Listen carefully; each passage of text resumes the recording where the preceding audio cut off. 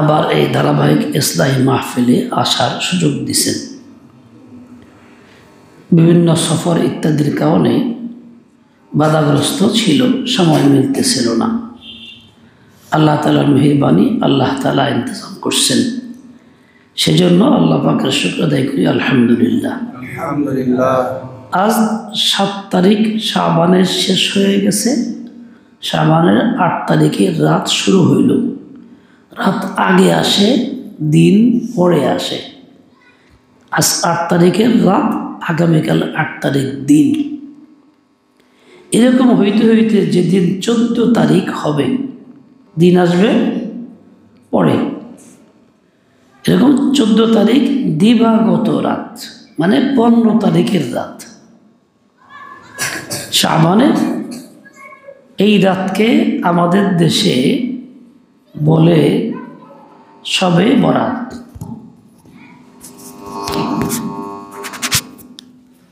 আমাদের দেশে এই নামে প্রচলিত, মানুষ জানে, শুনে।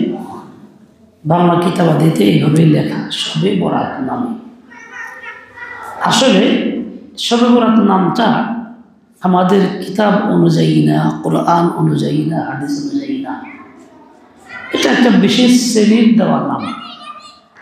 সেটা হলো শিয়াদের বানানো নাম।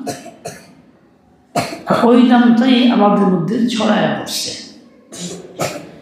ওই রাতটাকে হাদিসের ভাষায় বলা হয়েছে লাইলাতুন নিসফি মিন শাবান, শাবানের অর্ধেকের রাত। তো অর্ধেক হইলে ওই রকমই হয়। 15 তারিখ দিবাগত রাত হয়, 14 তারিখ দিবাগত রাত হয়, মানে 15 যে রাতটা, এটা হলো অর্ধেকের রাত হয়। এমনিতে শাবান মাসের গুরুত্ব হাদিসে পাকের মধ্যে আসছে। রাসূল আকরাম সাল্লাল্লাহু আলাইহি ওয়াসাল্লাম এই মাসে এবং আগের মাসে রজবেও দোয়া করছেন, আল্লাহুম্মা বারিক লানা ফি রাজাবা ওয়া শাবানা ওয়া বাল্লিগনা রমাজান। এই দোয়া চলছে ধারাবাহিক, রমজানের শেষ পর্যন্ত সবসময়ের জন্য এই দোয়া এই মাসে চলবে। কাজেই এই দোয়াটা কেন হইল? নিশ্চয়ই এই মাসে কোনো গুরুত্ব আছে। সেই গুরুত্বটা কি? বিশেষ রাতের একটা খাস মর্যাদা। ওই রাতে আল্লাহ তাআলার যে বান্দা বান্দি, পুরুষ নারী, আল্লাহ পাক রব্বুল আলামিনের ইবাদতে মশগুল থাকবে, তো ওই বান্দা বান্দির মর্যাদাও আল্লাহর কাছে বাড়বে, ফজিলতও বাড়বে। তাই ওই রাতের গুরুত্ব অনুসারে বান্দাদের মর্যাদা তারতম্য হবে। ওই রাতের ফজিলতের মধ্যে একটি হইল এই যে আল্লাহ তাআলা নবী আকরাম সাল্লাল্লাহু আলাইহি ওয়াসাল্লাম থেকে জানাইছেন যে আল্লাহ পাক দয়ালু, দয়া করেন, ক্ষমা প্রার্থনাকারী ক্ষমা মঞ্জুর করেন, গুনাহ খাতা মাফ করলেন। কাদেরকে? অনেক সংখ্যক লোককে, অনেক মানুষকে,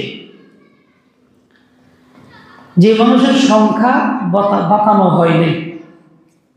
বলা হয়েছে আকসরা মিন আদাদি গানামি বনি কালবি।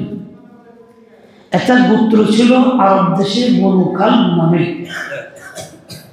মদিনাতে। বনু কালবের লোকেরা ছাগল পালত, তাদের জীবনযাপনের মেন ব্যবস্থাই ছিল, উপায়ই ছিল ছাগল। আমার দেশে আমাদের গ্রামের লোকেরা, গৃহস্থরাও পালে, অসহায় লোকেরা পালে, 2-4-5টা পালে। ফার্মে কিন্তু 2-4-5টা থাকে না। আর ওই দেশের মানুষ যারা ছাগল পাল, 2-4-5টা না, ওই ফার্মের মতন ঝাঁকে ঝাঁকে পালত, 100, 200, 500। এই জন্য জাকাতের মাসআলার মধ্যে বকরির জাকাতের কথা আসছে। কত? বলে 120 পর্যন্ত হলে 1 বকরি জাকাত, 200 হলে 2 বকরি, 300 হলে 3 বকরি জাকাত দিতে হবে। তখন 120, 200, 300 বকরি মানুষের ছিল তখন। তার মধ্যে সবচেয়ে বেশি বকরি ছিল কার? ছাগল বনু কালবের লোকদের।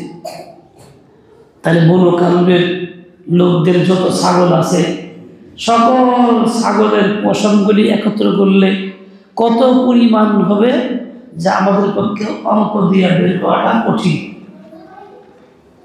বলে এর চাইতেও বেশি সংখ্যক লোককে আল্লাহ তাআলা ওই রাতে ক্ষমা করেন। সুবহানাল্লাহ। তাহলে ক্ষমার একটা বিশেষ রাত হবে ওই রাতটা। আল্লাহ পাকের বান্দা বান্দি যারা আল্লাহকে যারা ভালোবাসে, যারা ক্ষমা পাইতে চায়, নিশ্চয়ই ওই এলান শোনার পরে মনের ভিতরে আগ্রহ থাকবে কি থাকবে না? অবশ্যই আগ্রহ পয়দা হবে, আকর্ষণ পয়দা হবে। তাই তারা ওই রাতের অপেক্ষাও করবে। এই জন্য বহু মানুষ নেককার লোকেরা অপেক্ষা করে, কিন্তু নেককার লোকেরা বর্তমান সময়গুলিকে বাদ দিয়ে অপেক্ষা করে না। বর্তমান সময়ে আল্লাহর হুকুম পালন করে, আল্লাহ ইবাদতে মাশগুল থাকে, জিকির আজকার করে, সুন্নাত মোতাবেক আমল করে, এর সত্ত্বেও আরো অনেক বেশি আশায় ওই রাতের অপেক্ষা করে। আর যারা এই প্রকৃতির না, নেককার না, তারা ওই রাতের আশা করে বর্তমান আমল বাদ দিয়ে এখন যেমনি তেমনি চলতেছে, ভাবতেছে যে ওই রাত আসলে সব সমাধান করে ফেলব, গুনাহ খাতা মাফ চায় ঠিক হয়ে যাবে, সব একবারে মাফ হয়ে যাবে। আসলে আশাটা করা ভালো, কিন্তু এই আশাটা যাতে নিয়ম অনুযায়ী হয়, স্বাভাবিক গতিতে আমল ঠিক রেখে পরে আসা, এমন না সব বাদ দিয়া শুধু ওই রাতের আশা। এরকম আশা হবে এটা বঞ্চিত হওয়ার আশা, এরকম না হয়ে যায়। ঘুমায় পড়ছেন কি মুরব্বী? মনে হয় তাই। মুরব্বী ঘুমায় পড়ছেন, ক্লান্তি বেশি হয়ে গেছে, নাড়াচাড়া দেন, নাড়াচাড়া দেন। হ্যাঁ, তাহলে ওই রাতের জন্য অপেক্ষা এবং আশা থাকে। ওই রাতে কি করব? রাসূল আকরাম সাল্লাল্লাহু আলাইহি ওয়াসাল্লাম দুইটা কথা বলছেন। যখন ওই শাবানের অর্ধেকের রাত হয়, দুই কাম করো। রাত্রিবেলা জাগরণ করো, ইবাদতে মশগুল থাকো, নামাজ কালাম পড়ো, তাওবাকে নামাজ পড়ো, সাউদুল হাজাত পড়ো, সাজদা করে আল্লাহর কাছে কান্নাকাটি করো, অন্য কোনো জিকির করো, তেলাওয়াত করো, দুরূদ শরীফ পড়ো, তাসবিহ পড়ো, লা ইলাহা ইল্লাল্লাহ তাহলিল পড়ো। তোমার এই আমলগুলি করো। মোট কথা আল্লাহর নাম নিয়ে ব্যস্ত থাকো, আল্লাহকে নিয়ে ব্যস্ত থাকো, অন্য মনস্ক হইও না। আল্লাহ এটা চান, সবচেয়ে বেশি পছন্দ আল্লাহর কাছে তাওবার আমল। এজন্যই তো ক্ষমা করা বেশি পছন্দ করে। বনু কালবের বকরির পশমের চেয়েও অধিক সংখ্যককে আল্লাহ মাফ করে ঘোষণাও দিলেন। এমনি তো প্রত্যেক রাতে, শেষ রাতে আল্লাহ পাকের ফেরেশতা রহমতের এলান করে, এই কথা বলে, আলা আমি মুস্তাগফিরিন ফাগফির লাহু, আসো কি কেউ ক্ষমা প্রার্থনা করি, যার গুনাহ আমি ক্ষমা করব, আসো প্রার্থনা করো। আলা মুস্তারজিকুন ফারজুকাহু, আসো কি কেউ রিজিক অন্বেষণকারী, চাও তাকে রিজিক দিব। আলা মুবতালান ফাআফিয়াহু, আছো কি কোনো এমন ব্যক্তি যে কোনো সমস্যায় জর্জরিত, বিপদগ্রস্ত, আক্রান্ত, সেই লোকটার বিপদ থেকে আমি তাকে মুক্ত করে দিব। এইভাবে আল্লাহর পক্ষ থেকে ফেরেশতা এলান করতে থাকে। স্বয়ং আল্লাহ তাআলাই এলান বলেন, ডাকেন। প্রতি রাতের শেষ ভাগে এরকম হয়। তাহলে ওইটা খাস রহমতের মুহূর্ত হয় যখন আমরা ঘুমায়া থাকি। ঠিক তেমনি এই ঘোষণাগুলি এই রাতেও হয়, তবে একটু ব্যাপক হয়, একদম সন্ধ্যা থেকেই শুরু হয়। তো ব্যাপক রহমতটা আল্লাহ তাআলা শাবানের এই রাতে সন্ধ্যা থেকেই সূর্য ডোবা থেকেই শুরু করে দেন, লম্বা সময় রাতভর থাকে। যে কোনো পুরুষ নারী মুমিন, পুরুষ নারী সবাই যাতে এটা হাসিল করতে পারে, বঞ্চিত না হয়, তাই শুরু থেকে লম্বা সময় দিয়েছেন। এর মধ্যে যে কোনো সময় তো বান্দা ব্যস্ততা বাদ দিয়ে একটু আল্লাহমুখী হও, বান্দি তুমি আল্লাহমুখী হও, আল্লাহকে ডাকো, আল্লাহর নামে ডুব দাও, আর এটা তো সম্ভব। কাজেই আমাদের কর্তব্য হলো ওই রাতের অপেক্ষা তো করা, কিন্তু সব বাদ দিয়ে না, সব কাজ স্বাভাবিক নিয়মে কইরা অপেক্ষা করা। কাজেই আমি ওই দিন নিব, আল্লাহর কাছে চাই নেব। আর ওই দিন যদি কোনো কারণে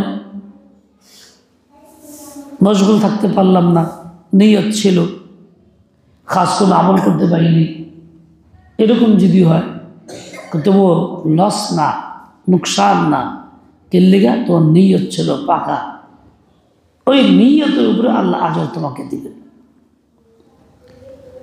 রাসূল আকরাম সাল্লাল্লাহু আলাইহি ওয়াসাল্লাম বলছেন রাত জাগরণ করো। দ্বিতীয় কথা, ওয়াকুমু ওয়াসুমু লিয়াউমাহা, দিনের বেলা একটা রোজাও রাখো। রোজা কি জন্য? আল্লাহর সন্তুষ্টির জন্য। রোজা কেমন আমল? আল্লাহকে পাওয়ার আমল। রোজার আমল যখন বান্দা করে, তার সাথে আল্লাহর সাথে একটা সামঞ্জস্য হয়। কেননা আল্লাহ খান না, সেও না খেয়ে থাকে। আল্লাহ পাকের সিফাতের সঙ্গে একটুটা মিল হয়, এই জন্য আল্লাহ তাআলা বেশি পছন্দ করেন এর না খায় থাকার এই আমল, যার নাম রোজা। আর এইটা আল্লাহ তাআলা 1 মাস দীর্ঘ করবেন, এই মাসের পরেই, আগেই মাসের শুরু থেকেই। তাহলে সে যেন 15 দিন আগে থেকে রোজার মাধ্যমে অভ্যাস গড়ে নিচ্ছে, দেহকে বাতায় দিতেছে, দেখ সময় আসতেছে, 15 দিন পর থেকে এই কাজটা করতে হবে। সেটার প্রস্তুতিমূলক রোজা রাখল। পরীক্ষার আগে কি একটা টেস্ট পরীক্ষা হয় না? রমজানের এই আমলের আগে একটা টেস্ট আমল হইল আর কি। এই দিন রোজার দ্বারা বান্দা কে আগ্রহী, কে আল্লাহকে ভালোবাসে, কে পছন্দ করে, সেই রোজার মাধ্যমে টেস্ট করতেছে। এমনিতেও নফল আমলগুলির দ্বারা বোঝা যায় যে আমলকারী ব্যক্তি আল্লাহকে খুব পছন্দ করে, চায়, তাই তো করতেছে। তার ফরজ না করলেও চলতো, তবুও সে কষ্টের কাজটা করে কেন? আল্লাহকে রাজি করার জন্যই তো করে। আর ফরজটা বাধ্যগত, আল্লাহ করছেন, লাজিম করতে হবে, না করলে শাস্তি হবে, তাই মানুষ করে। নফল তো শাস্তি হবে না করলে। তো আগ্রহের সাথে কেন করতেছে? বোঝা গেল আল্লাহর সঙ্গে সম্পর্ক অনেক গভীর, তা সে গভীরতাটাকে আরো স্থায়ী করতে চায়, তাই সে করতেছে। 2টা আমল হইল, রাতের বেলা জাগরণ, নামাজে, তেলাওয়াতে, জিকিরে, ইবাদতে, দোয়া, নসুল, আর দিনের বেলা রোজা পালন করার মাধ্যমে এই কাজটা। এছাড়া হাদিসের মধ্যে রাসূল আকরামের ব্যক্তিগত আমলের কথা আছে। রাসূল আকরাম সাল্লাল্লাহু আলাইহি ওয়াসাল্লাম রাতের বেলায় বিছনায় নাই, আম্মা জান আয়েশা ঘুম ভাঙছে, তালাশ করে বিছনায়, কে রে আব্দুল্লাহ, কি চিন্তা করো? তালাশ করলেন, অন্য বিবিদের ঘরে কান লাগাইলেন, কোথাও আওয়াজ পাওয়া যায় কিনা, না। গেলেন বাকিয়ার দিকে, কবরস্থানের দিকে, দূরের থেকে দেখলেন হুজুর দোয়া করতেছেন, চাঁদের আলো দেখা যায়। কাছে গেলেন না, মা বন্ধু তো কবরস্থান ঢোকা নিষেধ, তো কাছে গেলেন, দূরের থেকে দেখলেন। হুজুর অনেক দীর্ঘ দোয়া করলেন, তিনিও দোয়ায় শরীক থাকলেন দূর থেকে। এরপরে দোয়া শেষ, হুজুর আসবেন বুঝতে পারছেন, উনি দ্রুতই আগে এসে বিছানায় শুয়ে পড়ছেন, যদি বোঝা না যায় যে আমি গেছিলাম। রাসূল সাল্লাল্লাহু আলাইহি ওয়াসাল্লাম ঘরে এসে দেখলেন আম্মা জান আয়েশা। তো মানুষ দৌড়ায় আসলে একটু হাঁপায়া যায় না, এরকম করে না, ওইটা অবস্থাটা বাকি আছে। বলে আয়েশা তুমি গেছিলা দৌড় এলাকারা, তুমি না সাইয়ের মধ্যে দেখলাম। জি হুজুর আমি গেছিলাম। হুজুর একটা মনের কথা বললেন, আতাখশাইনা আন ইয়াহিফাল্লাহু আলাইকি ওয়া রাসূলুহু, তুমি কি ভাবতেছো, আশঙ্কা করতেছো আল্লাহ এবং রাসূল তোমার প্রতি জুলুম করবেন, তোমার সঙ্গে থাকার পালায় অন্য কারো কাছে যাবেন, তুমি এরকম ভাবতেছো? জি হুজুর ইয়া রাসূলুল্লাহ আমি এরকম ভাবছি, ভুল হয়ে গেছে। তার মানে রসুলের দ্বারা সামান্যতম এইরকম একটু অবিচার হয় না, হয়ও না, হবেও না। কিন্তু মাতৃসুলভ নারী জাতির একটা স্বভাব আছে, একাধিক বিবি থাকলে এইরকমই চিন্তা করে, খালি কুচিন্তা, কে জানি কি হইলো, কই গেল, হেরে গেল নাকি। এটা তাদের স্বভাবজাত, তাই তারা চিন্তা করছে। রসুল আপনি বললেন দেখো আমি কেন বেরোইছি, এই জন্য বেরোইছে যে আজকে রাতে আল্লাহ তাআলা ক্ষমা করেন, মৃতদেরকে মাফ করে দেন। মৃতদের মাগফিরাতের আশায় আমি গিয়ে আল্লাহকে দোয়া করছি। কেন? সংখ্যক লোক মাফ করবেন। ওই যে আকসারা মিন আদাদি গানামি বনি কালবিন, বনু কালবের বকরির পালের পশমের চাইতো বেশি লোককে মাফ করো, সেই আশায় গেছি। সুসংবাদ তো শোনাই দিলেন। রসুল বললেন না আয়েশা শুও না, বিস্তার ত্যাগ করো, নামাজ পড়ো, তাসবিহ পড়ো, রাত জাগো, বলেন না। বললেন না আবু বকর কোথায়, তাড়াতাড়ি আসো, ওমর কোথায়, জলদি, ওসমানকে দেখো, আলীকে দেখো, আজকের রাত এরকম খাস মর্যাদার রাত, সবাই মশগুল হও, ডাকলেন না। কেন? রসুল আকদাস সাল্লাল্লাহু আলাইহি নফল আমলের জন্য কোনো রকম হাক ডাক করতেন না, হুকুম দিতেন না। নফল আমল যার যার সুবিধা, যার মর্জি করবে, যার মর্জি করবে না। এই জন্য ডাকাডাকি না, এলান না। শোনাইছেন এত লোককে আল্লাহ মাফ করে দেয়, বলতে পারতেন আবু বকর বা শোনা সবাই মাফি আবেদন করো, তা বলেন নাই। এটাই তরিকা যে এই রাতের আমল বান্দার একান্ত ব্যক্তিগত আমল, বান্দির একান্ত ব্যক্তিগত আমল, আনুষ্ঠানিক আমল না, মসজিদেও না, অন্য জায়গায়ও না,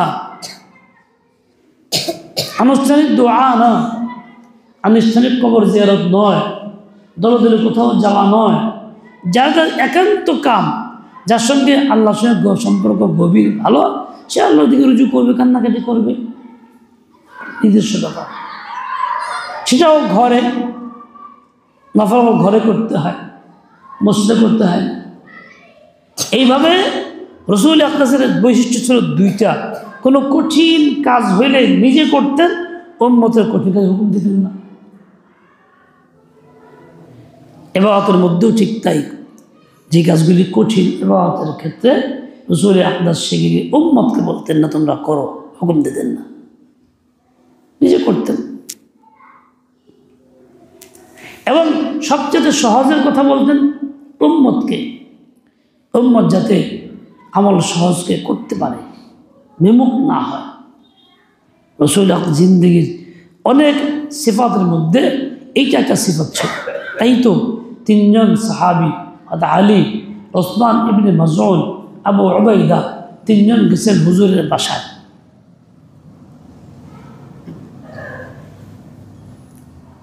তিনজন গেছে, হুজুর বাসায় ছিলেন না। আমাদের আসে জিজ্ঞেস করলেন রসুলের আমল কি, রাত্রেবেলায় ঘরে আসলে কি করেন? আমাদের এসে বলছেন একটু ঘুমান, আমল করেন, নামাজ পড়েন, আবার নামাজ পড়েন, বিভিন্ন কাইফিয়াত চলে, দীর্ঘ ঘুম হয়, শেষ রাত্রে বসে এরকমও হয়, চলতে। ওই তিনজন সাহাবী চিন্তা করলেন নবীর আমল এইটা, রাতভর না, বিশ্রাম আছে, রেস্ট আছে, বাদ দিয়া। নবী তো মাসুম, গুণামুক্ত, তার আমল কম হইলেও তো চলে, কিন্তু আমরা যে গুণামুক্ত না, আমরা যে গুণাগার উম্মত, আমাদের আমল কম হইলে তো চলে না, কাজে আমাকে বেশি করা লাগে। বেশি করার মানসিকতা নিয়ে তারা স্থির করলেন কি, একজনের কথা হলো আমি বিয়ে সাথে করুন না, বৈরাগী থাকবে। আর বৈরাগী থাকাটা ইসলাম না, বৈরাগ্যবাদ ইসলামে নাই। এরা এই বৈরাগ্যবাদটা খ্রিস্টানরাই শুরু করছে। ওয়ারাহবানিয়্যাতা নিবতাদাউহা, তারাই বানিয়েছে, ইসলামের নির্দেশনা না। কাজে এইটা করা যাবে না, কিন্তু কোথাও না আর বিয়ে সাথে করুন না, থাকবে হয়ে। আরেকজন বলছেন আমি রাতভর ঘুমাম না, খালি এবাদতই করুন। হুজুর রাত ভরা এবাদত করে না, ঘুমায় বিশ্রাম না, এবাদত করে, আর আমি রাত ভরাই করুন, দিনভর রোজা রাখুন। এরকম এক একজনে এক একটা বলছেন। প্রত্যেকের নিয়ত কি ভালো, ভালো নিয়ত কি আমল বেশি করুন। কেন বেশি আমল করুন? আমি গুনাহগার বেশি, নবী মাসুম, গুনাহ নাই, তার বেশি করা লাগে না, কাজে ওনার জন্য কম হইলেই তো চলে। নবী পাকের জিন্দিগির রাতের আমলগুলিকে তাদের দৃষ্টিতে কম মনে হইল, কার নাম তাকাল্লুহা, এটা তো আসলে কম, আর বেশি হওয়া দরকার। রসুল আকদাস বাসায় আসছেন, আম্মাজান বললেন এই অবস্থা। রসুল সে খুব রাগ হইলেন, বিরক্ত বোধ করলেন, ডাকলেন এই তোমরা এই তিনজন গেছিলা? জি হুজুর। এগুলো তোমরা কইছো না? কইছি। তাকে বললেন হেমিয়া শোনো, আমি নবী তোমাদের চেয়ে বেশি আল্লাহকে চিনি এবং জানি। যেহেতু আল্লাহকে তোমাদের চেয়ে বেশি চিনি, বেশি জানি, কাজে আল্লাহর হক কতটুকু ওটা আমি তোমাদের চেয়ে বেশি জানি। ওই হক আদায় করার জন্য কতটুকু সীমা সেটাও আমি জানি। আমি যে সীমা রক্ষা করেই করতেছি, তোমরা আমার চেয়ে বেশি করবার চাও, নবীর তরিকার থেকে বেড়ে যেতে চাইতেছ, এ তো ইসলাম না। ইসলাম তো নবীর তরিকাকে বলে। খুব রাগ করলেন, বললেন খবরদার, এরকম রাত রোজা খালি নামাজ পড়বা, দিন রোজা রাখবা জানা। তবে বিরতি দিয়ে দিয়া রাখতেই যদি একান্ত হয়, একদিন রোজা একদিন ইফতার করো। চলো সিয়ামে দাউদ, দাউদ আলাইহিস সালাম রোজার তরিকা এটা।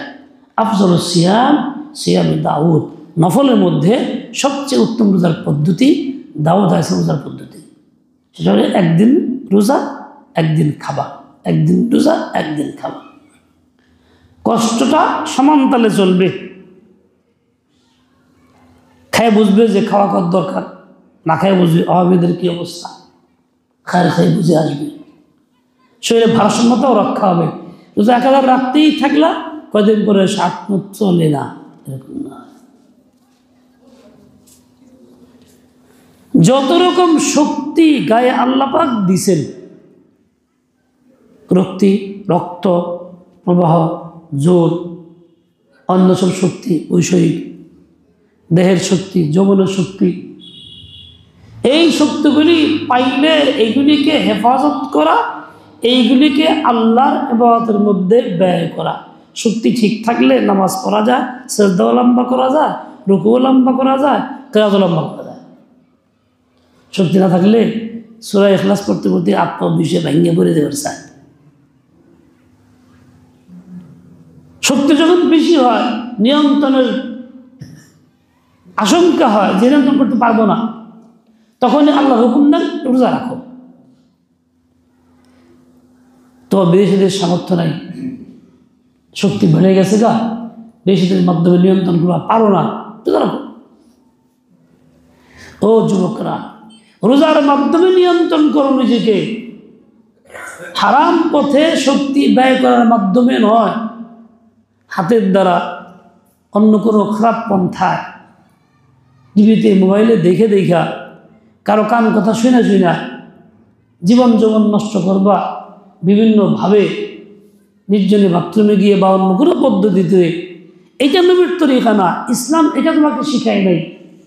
মুসলমান একে বলে না, মুসলমান তাকে বলে যে ওই শক্তি নিয়ন্ত্রণ করার জন্য রোজা রাখে। আল্লাহ সব কিছু ভারসাম্যতা দিয়েছেন, বেড়ে গেলে লস হবে, নিয়ন্ত্রণ করার পদ্ধতি দিয়েছেন। এই জমিনকে নিয়ন্ত্রণ করছে বড় বড় পাহাড় দিয়া এটাকে থামায় রাখছেন, স্থির যেন থাকে। ওরকমই আগের যুগে অনেক বেশি রক্ত ছিল শরীরে, মানুষের ভিতরে সংকট ছিল না। রক্ত বেড়ে গেলে কি করতে হইতো? ফালাই দেওয়া লাগত। হেজামাত লাগাইয়া, শিঙ্গা লাগাইয়া, ঘাড়ে পায়ে বিভিন্ন জায়গায় ব্যথা দূর করতেন, রক্তের চাপ বেশি বের করে দিতেন।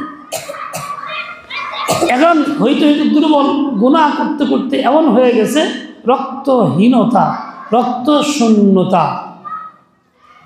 এখন রক্ত কমান লাগে না, বরং বরণ লাগে। রক্ত বরবান না পারলে বিভিন্ন ওষুধ খায়া খায়া কোনো রকম চোরাতারা দিয়ে চলন লাগে। এই অবস্থায় যদি নিজের জীবন যৌবন নষ্ট করে শক্তি কমাইতে থাকে, রক্তও কমতে থাকে। রক্ত কমলে আর শক্তি কমলে নিজে অকর্ম হয়ে যায়, অকর্মা হয়ে যায়, কোনো কাজে লাগে না। শক্তি কোনো কাজ করতে পারে না, 5 কেজি জিনিস বহন করতে পারে না, বোঝাও মাথায় নিতে পারে না, 10 মাইল হাঁটতেও পারে না। আগের যুগে আমাদের এই এলাকার মুরব্বীও ঢাকায় এসে গেছে, আমাদের এলাকাতেও গেছে, পারছে কেমনে? নিয়ন্ত্রণ ছিল, শক্তিটাকে অবৈধ কাজে ব্যবহার করে নাই, খারাপ কাজে লাগায় নাই, অন্যায় কাজে ব্যয় করে নাই, যার কারণে শক্তি নিয়ন্ত্রণে ছিল। ব্যায়াম করছেন, ব্যায়াম করলে শক্তি নিয়ন্ত্রণে থাকে। কাজকর্ম করছেন, শক্তি নিয়ন্ত্রণে থাকে। অলসতা থাকলে শক্তি নিয়ন্ত্রণে থাকে না, খালি আমি তুমি করতে মনে চাই। 2 জিনিস মানুষকে বেশি অলস বানাইছে, কুইরা বানাইছে আব্দুল্লাহর মতো মানুষেও। একটা হলো মোবাইল, অলস বানাইছে।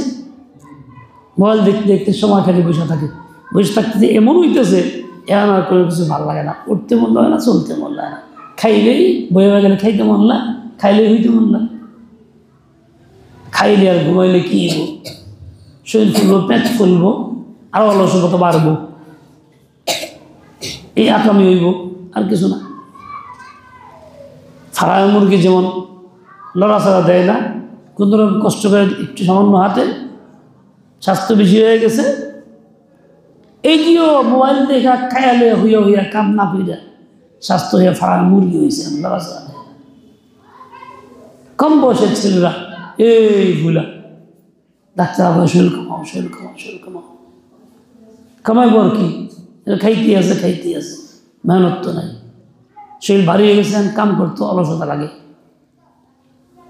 কোনো কিছু ভালো লাগে না, হাঁটতে ভালো লাগে না। এখন হচ্ছে কুইরা, আস্থা কুইরা। এখন তার কিছুই হয় না, না দুনিয়ার কাম না আখিরাতের কাম। নামাজ পড়তে কষ্ট লাগে, হারাতে ভালো লাগে, ভালো লাগে না। জানাজা পড়তে গেলে হাইটে যেমন লাগে, ভালো লাগে না। জিহাদের কাম তো নাই, দৌড়াদৌড়ি তো নাই। হ্যাঁ, বইয়ে গেলে একটাই করতে মন লাগে, মোবাইল দাও। মানে গোয়ালের বাসুর যেমন লেজ দাঁড়াইতে ভালো লাগে, ওই কুইরাটের ওখানে মোবাইল দেখতে ভালো লাগে, আর কিছু না। সেই এর দ্বারা কি হইতেছে? অসুস্থ হয়ে পড়তেছে, শক্তিহীন হয়ে পড়তেছে, এবং ওই অবস্থায় সে নিজেকে নিয়ন্ত্রণ না করার কারণে খারাপ কাজে লাগতেছে, শক্তিহীন হয়ে পড়তেছে, স্বাস্থ্যহীন হয়ে পড়তেছে, অঙ্গহীন হয়ে পড়তেছে। ওইটা দুনিয়া আখিরাতের বেকার, খাসিরাত দুনিয়া ওয়াল আখিরা। কত ঘটে আমাদের কাছে আসতেছে, কোন কাজের না। ও যুবক, আল্লাহ এটা চায় না। হে যুবতী, আল্লাহ এটা চায় না। আল্লাহ চায় তুমি নিজেকে নিয়ন্ত্রণ করো, গুনাহ থেকে মুক্ত করো, ওই রাত জাগরণ করো। আমরা সব ছাত্রবেলা, ছাত্র যখন ছিলাম, সবাই তার সাথে পাল্লা ধরতাম, রাত ভোর দাঁড়ায় নামাজ পড়তাম, 2, 4, 5, 10 পারা পড়ে ফেলতাম।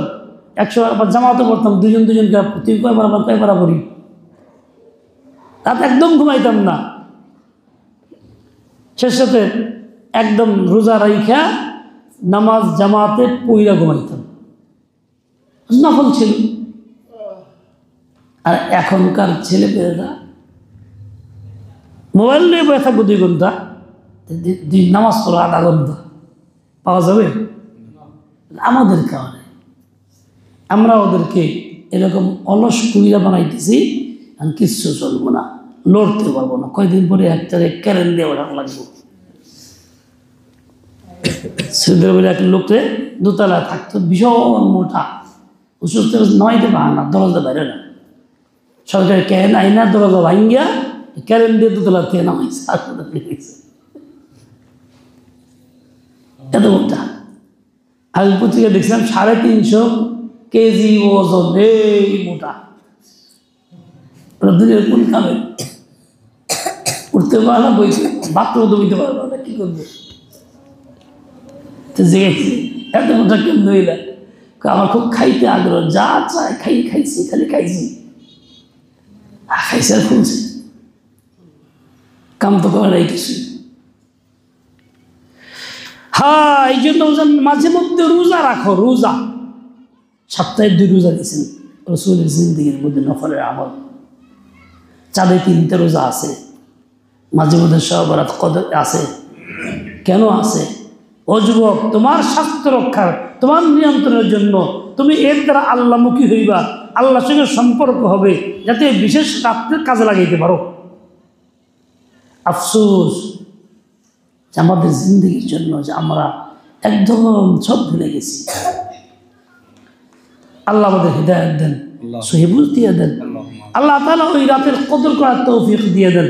হ্যাঁ, শয়তান আরেক ধোঁকা দিছে, রাত সামনে এসেছেন কি করি, রাত জাগরণ করো, কেমনে জাগবা, আতশবাজি করো, বাতি জ্বালাও, মুখটা করো, তুমুকটা করো, নানান তামসায় লাগাইয়া দিয়া বাস পাস কাটাই দিচ্ছে, আসল কামে নেই, রাত জাগলেও ঘুরতেছে। হঠাৎ গত বছর কোনো কাজে আমার ওই রাতে ঢাকায় যাওয়া পড়ছে। এখন ঢাকায় যে কি আমি জানতাম না, দীর্ঘদিন ঢাকায় যাই না, এখন মিরপুর এলাকায় কাজ গেছে, এখন তো সর্বনাশ, দলে দলে অবস্থা, বাজার মার্কেট, যুবতীরা সব বাজারে আসছে, কী কিনবার লেগা, হাতি ঘোড়া কুমির, যে রুটি দিয়ে বানায় কিনবার লেগা, আতশবাজি ভরা, চোপরা ঘুরতেছে দলে দলে, সাদা পোশাক পিন্দা, মানে একটা মেলা মিলছে। যেটা দরকার ছিল সাজদার মধ্যে, কান্নাকাটির মাধ্যমে, ওটা এখন অমুসলিমদের মেলায় পরিণত হয়ে গেছে। সব এই ধোঁকা দিয়ে রাত জাগাইতেছে, আকারে জাগাইতেছে। ভাই, নিজেরাও সতর্ক হই, বাল বাচ্চাদের সতর্ক করি। আল্লাহ তৌফিক দিয়ে দেন, সহিবুল দিয়ে দেন। ওয়া সাল্লাল্লাহু আলা নবিয়্যিল উম্মি, সুবহানাকাল্লাহুম্মা ওয়া বিহামদিকা, আশহাদু আল লা ইলাহা ইল্লা আনতা।